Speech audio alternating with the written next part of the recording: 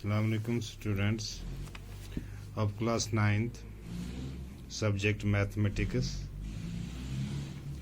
Today we will learn some tips about lines and angles. क्योंकि हमारा topic जो है वो लाइन्स एंड एंगल्स के बारे में है, इसमें से हम कुछ चीज़ें जानने की कोशिश करेंगे जो हमें आगे चलकर मुफीद साबित होंगे। सबसे पहले हम रे जानने की कोशिश करेंगे कि रे क्या होती है। A part of a line with a part of a line with one end point is called a ray. A ray is denoted by AB. क्योंकि इसके ऊपर एक एरो है तो रे इससे डेनोट की जाती है। तो इसी तरह हमारे पास कुछ पॉइंट्स हैं। ए पॉइंट हैज़ नो लेंथ और ब्रेडथ, ऐसा हम जानते हैं। तो यहाँ पर अगर एक प्लेन पेपर पर 2-3 पॉइंट्स होंगे, तो अगर 3 पॉइंट्स एक ही सीध में होंगे तो उसे हम कोलोनियल पॉइंट्स कहते हैं। यानी जो एक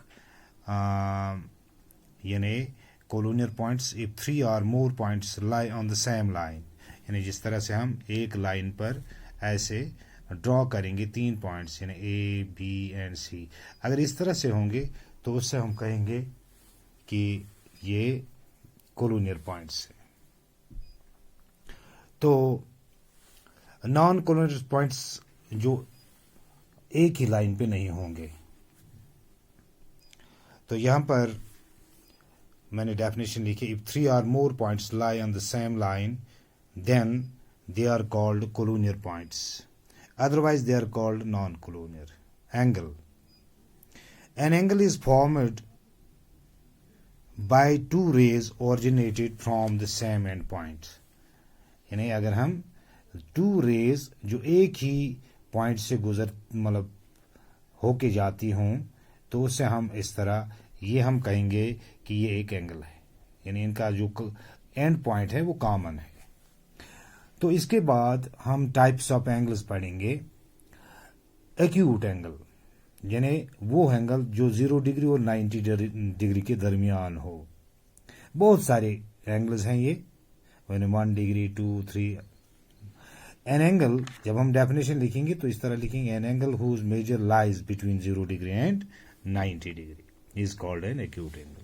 तो उसके बाद वो एंगल जिसकी मेजरमेंट 90 डिग्री के बराबर हो, अगर हम कोई भी एंगल बनाएंगे इस तरह से जिसकी मेजरमेंट 90 डिग्री के बराबर हो, जिसे हम परपेंडिकुलर कहते हैं, तो ये इस एंगल को हम राइट एंगल कहेंगे।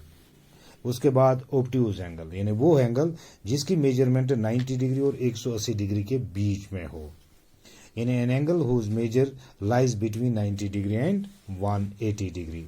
इसी तरह स्ट्रेट एंगल यानी स्ट्रेट एंगल जिसकी मेजरमेंट 180 डिग्री के बराबर हो। ऐसा भी जिससे हम एक लाइन ड्रॉ करते हैं उसकी मेजरमेंट जो होती है, यानी अगर हम कोई भी पॉइंट डालेंगे इसके ऊपर तो वहां पर इसकी मेजरमेंट जो है वो 180 डिग्री के बराबर होती है। और उसके बाद रिफ्लेक्स एंगल। रिफ्लेक्स एंगल वो एंगल होता है जो 180 डिग्री से ज्यादा हो और 360 से कम हो। In an angle whose measurement which is greater than 180 degree and less than 360 degree is called a reflex angle. क्योंकि हमें आगे चलकर जो एक्सरसाइज हम करेंगे उसमें से ये चीजें हमें मतलब आएंगी, तो हम जब हमें पहले ही पता होगा तो हम आसानी के साथ सवाल को समझ सकते हैं, सवाल का जवाब मालूम कर सकते हैं। तो उसके बाद कंप्लीट एंगल आप जानते हैं, हम पिछले क्लासों में आपने पढ़ा होगा कि एक सर्कल जो हम ड्रॉ करते हैं यानी उसके जो सेंटर होता है ना, वहाँ जो एंगल बनता है वो 360 का होता है। यानी फुल जो एक राउंड हम मतलब आर का ड्रॉ करते हैं, जिस तरह हम सर्कल ड्रॉ करते हैं तो उसकी मेजरमेंट जो है वो 360, उसे हम कहते हैं कंप्लीट एंगल। उसके बाद कुछ चीजें जो हमें एक्सरसाइज में आपको पढ़ने को मिलेंगी, कंप्लीमेंट्री एंगल्स। कंप्लीमेंट्री एंगल्स ऐसे दो एंगल जिसका सम 90 डिग्री के बराबर हो, उसे हम कहते हैं कंप्लीमेंट्री एंगल्स। यानी जिस तरह अगर ए कोई एंगल होगा और कोई दूसरा एंगल बी होगा, अगर इन दो एंगलों का सम 90 डिग्री हो तो दोनों एंगलों को हम कहते हैं कि ये कंप्लीमेंट्री एंगल्स हैं। जिस तरह अगर कोई एंगल 30 डिग्री का हो तो दूसरा 60 डिग्री का होगा, तो टोटल सम जो बनेगा वो 90 डिग्री। इसी तरह सप्लीमेंट्री एंगल्स, यानी ऐसे दो एंगल जिनका सम 180 डिग्री के बराबर हो, उसे हम कहते हैं सप्लीमेंट्री एंगल।